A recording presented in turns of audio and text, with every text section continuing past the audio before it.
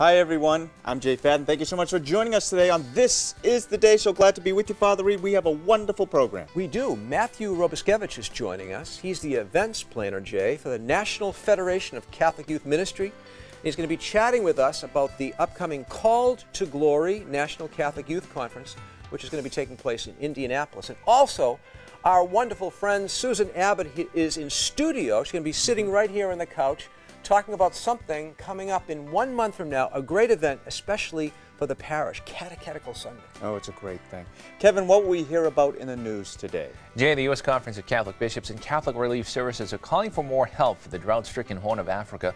Also, nuns are administering to those affected by the riots in London, and the Pope is authorizing a special indulgence in honor of World Youth Day. All those stories ahead in the news. Jay? All that and much more right now on This Is the Day.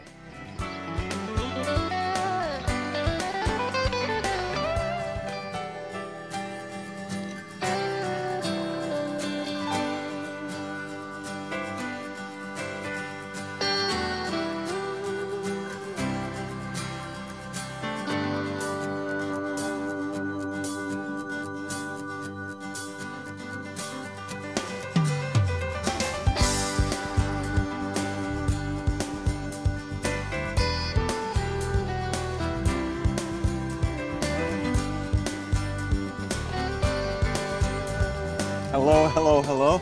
I'm Jay Fadden. Thank you so much for joining us today on This Is the Day. I'm joined by my great friends, Kevin Nelson and Father Reed. And I just wish you could hear what goes on before the program actually starts. How are you doing? I'm doing great. Hey, can I show you something? What? We have to do this. Okay, David, I'm going to ask you to zoom out a little bit. When we start the show, you're going to have to stand up for this. Is that okay? You have to stand up. All right. So, when we start the show, we both stand here like this, right? And you know what's happened to me? I've watched some of This Is the Day. Yeah. I don't know what to do when you're talking. I stand here like this. I start to look like a robot. What do you want? And then I start to do my hands. I don't know what to do with my hands. You should just listen. I do listen. Just listen. You know what just happened? Peacefully. So at one point you're talking and I looked at you and you're looking away. Then you looked at me and then I looked away. Then I looked at you and you. Anyway. It's just a crazy thing that happens. You know what? The reason why I'm smiling is because World Youth Day is next week, and young people are gathering in Madrid, Spain right now.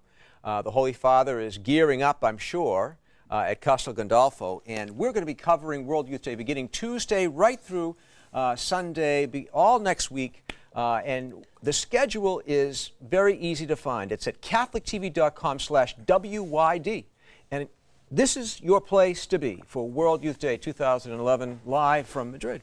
And stations who are carrying This Is the Day. I know Salt and Light is doing it. They are. Yep. Obviously, Life Channel will have it on. Absolutely. So many other places will have it. Always a great thing to watch. And you know what I would recommend? I'm going to throw out a recommendation right now. And you can do it if you want. It's up to you. But if you have a young adult who, for one reason or the other, might have drifted, let's say, from the church, why don't you put a little bug in their ear to tune in and watch some of the events that's going on. That's a great idea. Yeah, why not? You know, or just have them come over while you're watching it, and because it is very, very exciting. And then what they're going to realize, and you and I, Father, have talked about this a lot, they're not alone. Sometimes we feel alone in our faith, but they're not alone, and they're going to see millions of people, young people, who are excited about the faith, who are celebrating the faith. And I'm glad Susan's here today because they're learning about the faith. During World Youth Day, there's a lot of events that go on where you learn about the faith. Yeah, in fact, there are a number of bishops, including our own here, Archbishop Cardinal Sean O'Malley, our Archbishop in Boston, who is one of the bishops giving the catechesis all over the city in different languages. But, you know, a number of the events, they're beautifully done for television. A number of the events that I look forward to, in particular, the Stations of the Cross on Friday evening. On Saturday evening, the vigil with young people and the adoration of the Blessed Sacrament, and then, of course, the closing Mass with Pope Benedict XVI, all beautifully displayed in high definition on Catholic TV. And one thing that's always beautifully displayed are the letters that we receive from you, and emails. We get letters, we get emails. Father, you have the first one. Maria writes in, and she's reflecting back on the Knights of Columbus 129th Supreme Convention. She said it was just beautiful. The choir and the brass made the Mass wonderful. Kevin has produced many wonderful destinations, and that's the truth. Catholic TV gives me inspiration to live a great and wonderful Catholic life. Well, thanks, Maria. And I got to tell you a little secret. Just yesterday, we were at Kevin's house with the Nelsons producing another episode of House and Home, something to look forward to this fall. Well, it will be very exciting. We're going to learn everything we need to know about Kevin Nelson. And more. And much more. Joy, joy, joy, Cecilia writes. What a treasure we have with Father Frank on Catholic TV. Memories are a good part of my life. As a third order of St. Francis, we supported Father Frank, and I was blessed to have seen him. I hope you do show some of his rosaries and talks again. Thank you, thank you, thank you. I think she's taken over my hello, hello, hello. But 3 times. 3 times. Yeah. Yeah, it's a triple one. But I have to admit, it is, I agree, it's always great to see Father Frank. And obviously we did that celebrating remembering the 10th anniversary of his death. Yeah, and celebrating his contribution to the priesthood, to the church, and to Catholic TV. Yeah. Irene has this to write. She says, here I am again. Irene, you can write whenever you want. Write every day if you want. Thanks for all the good programs and things you do. Watching Catholic TV is a big part of my life. I feel very close to all of you, like my extended family. And you know what, Irene? We feel very close to you, too. And I don't just say that. We really mean that. We feel a real kinship. It's like a family here at Catholic TV. And thanks for writing and letting us know you're going to have great new shows to watch this fall beginning September 5th. We are a community, the parish of the airwaves, as Father Frank would always say. There you are. There you go. Well, Lillian, and I actually had an aunt whose name was Lillian, writes, I just had to write and tell you I never did enjoy a program as I did this morning on Going My Way. Father Chris, Father Paul, and Sister Mary Bridget were unbelievable. I knew you'd laugh on that. The spoons. Really were terrific. It made my day. I hope she will be on again. She has been a treasure to Catholic TV. She really, Sister Bridget has been a treasure. She's one of those Catholic treasures. Oh, she is. She's on the telethon. She does so many things. Just a great, great person. Did you see the spoons? I didn't see the spoons. Oh, I you've got to see the episode. Yeah. But everyone's talking about it. Go to CatholicTV.com/goingmyway and you can see the spoons. Okay, I'll watch it online.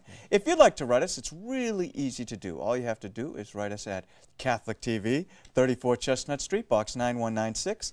Watertown, Massachusetts, 02471, or you can email us really easily at thisisaday@catholictv.org, and Sean Ward will send that along to us. We always like receiving those. He's a good guy. He takes care of those people. So you've been raving about the dinner you received over at the Nelson's house. I'm a little jealous about that. Can I tell you what it was? Yeah. Chicken cordon bleu, fresh corn on the cob, just picked that day. Fresh fruit salad made by the hands of Kevin Nelson himself, and chocolate-dipped strawberries by Emily, his very, very wonderful daughter. Do you know what I had? Leftover hamburgers. You should have come to the Nelsons. There was plenty of food. Kevin, would I have been allowed in if I came over? Well, Jay, no, of course you would have been. I mean, what a treat. Why don't you did you bring anything in, like the strawberries, maybe for the crew here? Yeah, actually, the crew ate all the strawberries. That is not a surprise. Kevin, what's going on around the world in the Catholic faith? All right, thanks, Jay. Father, hello, everyone. It is time to take a look at the news, and we begin with news from the Vatican. At his weekly general audience held at Castel Gandolfo, Pope Benedict XVI emphasized the importance of occasional silence in life, and the way to do that is to get off the grid and leave behind the city. He said silence predisposes us to prayer, and used the examples of St. Teresa Benedicta of the Cross, whose feast day was the same day as the audience, as a saint who showed people how to draw closer to God through quiet prayer and contemplation. Rome Reports takes us to Castel Gandolfo with more on the papal audience. The Pope talked about just how important it is to have inner silence to listen to God. The comments were made during the general audience in Castel Gandolfo, which was held in the courtyard of the Apostolic Palace. There, the Pope explained why monasteries are in remote areas and close to nature. Questi luoghi uniscono due elementi molto importanti per la vita contemplativa: la bellezza del creato, che rimanda a quella del creatore, e il silenzio, garantito dalla lontananza rispetto alle città e alle grandi vie di comunicazione. To highlight his point of inner silence, the Pope made reference to St. Clare of Assisi, St. Teresa Benedicta of the Cross, known as Edith Stein, patroness of Europe, and St. Lorenzo. Guardando le cose in una ottica spirituale, questi luoghi dello spirito sono una struttura portante del mondo. E non è un caso che molte persone, specialmente nei periodi di pausa, visitino questi luoghi e vi si fermino per alcuni giorni. Anche l'anima, grazie a Dio, ha le sue esigenze. Several youth groups attended the general audience as well as they get ready to head to World Youth Day 2011 in Madrid.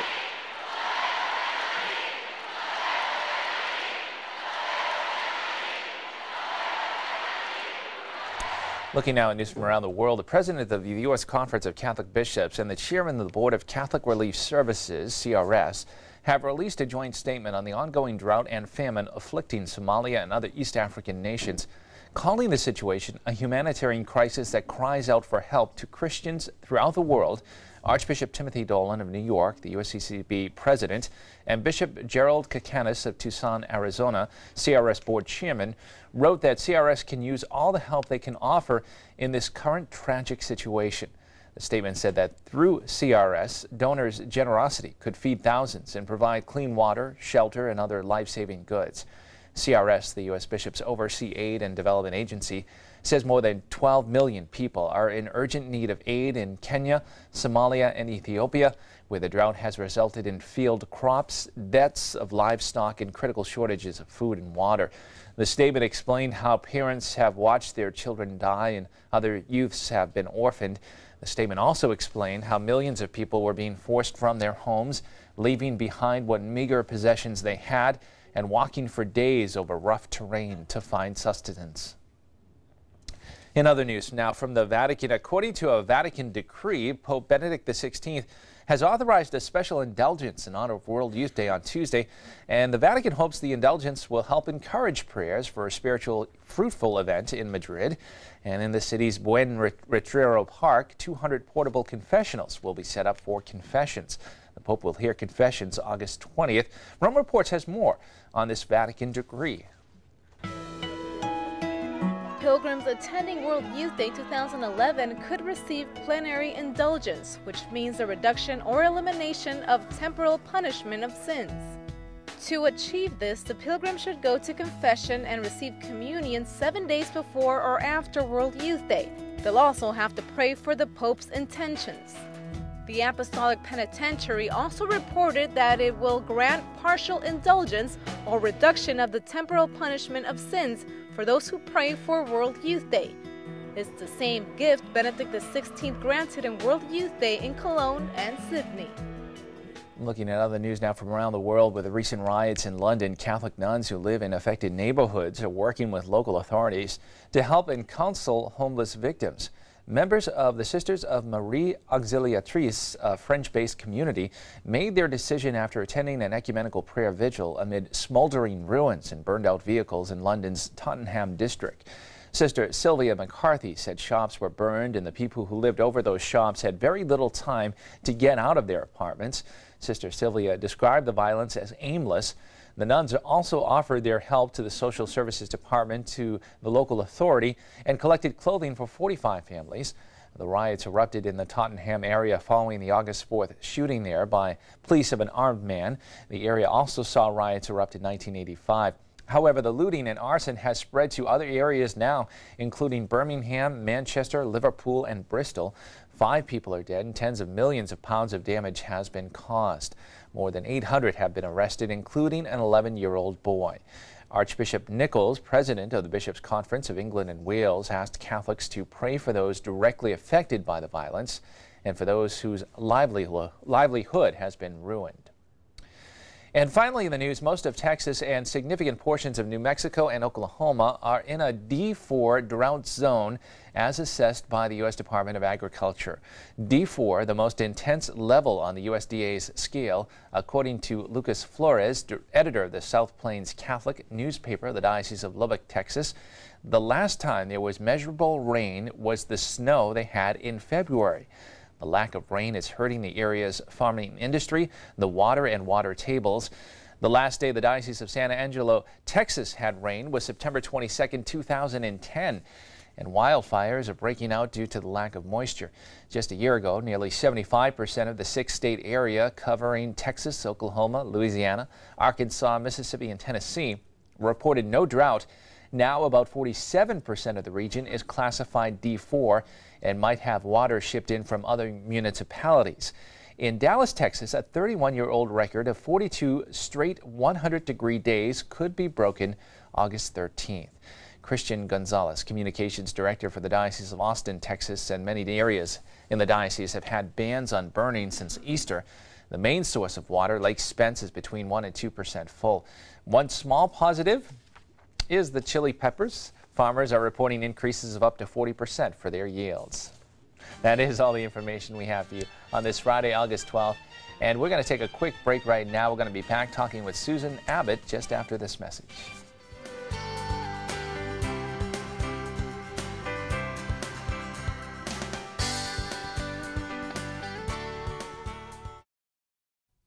When I found out I was pregnant, I thought I would lose my job. My boyfriend told me to choose between him and the baby. I worried about staying in school. I was already struggling to care for one child. My parents told me I wasn't ready to be a mom, so I had an abortion.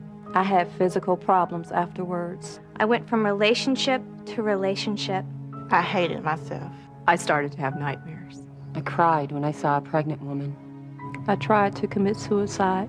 Couldn't bond with the child I later had. I tried to numb my pain with alcohol. I struggled with depression. I had trouble conceiving again. You see, abortion didn't solve our problems.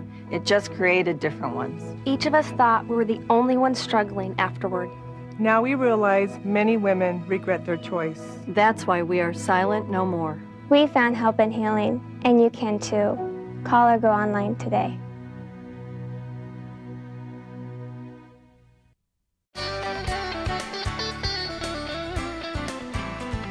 And we are back. Thanks so much for staying with us because we have a great show still ahead. We have Susan Lang Abbott, who is sitting here right now, right in front of me. In all of her glory. Yes. And well, not much glory, but thank you. There is a lot of glory. And we've known each other for a long time. Yes, we have. And thanks so much for being with us. It is wonderful to be here. I love what you've done with the place. It's great. It's great to be here. Good people. Before we talk about Catechetical Sunday, I just want people to know that your parish, where you worship on Sunday, is the very center of Roman Catholicism. The center of Catholicism, St. Teresa's in West Roxbury. St. Teresa of Avila, West Roxbury. Excuse me. Yes. Well, now that both of you have gotten that out of the way, yes, I can tell there's a little bias going on here. No, well, we call it as we see it. Well, I'm sure Kevin Nelson would pipe in. I'm surprised he hasn't because he's a West Roxbury, Massachusetts boy. That's right. That's right. We have many connections. Susan, tell us about the role of catechesis in the parish. So important. It is. Could I just back up a little bit? You can, absolutely. Thank you. Power corrupts. Just the word catechesis, you know, I think those of us, it's kind of maybe an inside baseball, you know, we know catechesis, we know catechism, but I'm not sure that if it's a word that just trips off the tongue of most people. So just a little vocabulary review, catechesis comes from the Greek word which means to echo or resound, and what we're doing is echoing and resounding the message of Jesus Christ. So the Webster Dictionary will say that it is instruction usually done in a systematic way.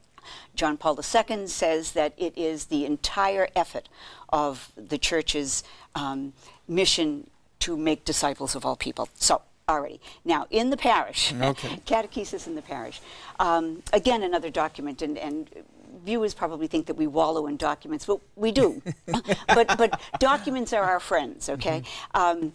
Evangelium Nunciandi, Pope Paul VI, wonderful encyclical on evangelization, says that the Church exists to evangelize, and then also that catechesis is a moment or an element in evangelization. So if we go with that, then the entire Church is involved in catechesis, all right? The General Directory for Catechesis, for visual learners, okay? This is our blueprint, the Universal Church's blueprint for religious education. Any country, any level, this is it. The General Directory tells us that a specific task of a specific catechetical task of the parish priest is to recognize and acknowledge the work of catechists. So catechesis very definitely belongs in the parish. It's the parish exists to sanctify, which would be Mass and sacraments, and to catechize, which is teaching. And we know the letter to the Romans, anyone who calls upon the name of the Lord will be saved, but how can you call upon him of whom you have not heard? And how can you hear unless someone has preached? You know, all of that. That's what catechesis is. And John Paul II said that catechists are frontline apostles. Yeah. So, what was your question again? I think you just answered it in the parish. That'll teach you. But I have one. I have one. Okay. You know, inscribed in my chalice are the words in Latin, do this in memory of me. And that's the theme of this year's Catechetical Sunday. How can this process of evangelization and catechesis be really well celebrated this year in the parish and in the family, too? Okay, well, again, we can roll back the tape to 1935. It was a dark and stormy night. But 1935, Pope Pius XI did a document on catechetical endeavors, encouraging or asking the church, the particular churches, to set aside a day to acknowledge catechetics and catechetical leaders and catechists. So in 1935, Rochester, New York was the first parish, the first diocese to do that. Okay. In this letter, Pope Pius XI mentioned 4 things that should be part of this day. Gather the parish community for Eucharist, okay? And remind them of the importance of the catechetical mission in the parish. Preach to parents about the importance of teaching Catholic doctrine to their children and sending them to what they used, the term they used was catechism, or we would say religion classes in the parish. The third thing was to have books and pamphlets available for people. And the fourth thing, wait for it, take up a collection. Really? Take up a collection that would go to support the catechetical endeavors in the parish. But that first thing, gather the parish together to pray for Eucharist and to pray for the work of catechesis. That's what we're doing here, please God, in the Archdiocese of Boston in parishes on September 18th. It was 1955 when Catechetical Sunday became fixed in the United States, when every diocese was doing it. So what parishes will be doing on September 18th, please God, at the very least, they will have prayers of the faithful for their catechists. Please God, there will be something in the bulletin reminding parishioners that catechesis is the work of all of us, even though we might not all be involved in a formal systematic religious ed program. And many parishes will commission their catechists. They will have a commissioning ceremony, bringing them forward at Mass so that the whole parish can see these, as the Pope says, frontline apostles who are bringing the good news. As St. Paul, ambassadors of Christ. Exactly. Ambassadors of Christ. Exactly. How important is it, too, for the whole family to be involved? Well, you know, we talk about the domestic church.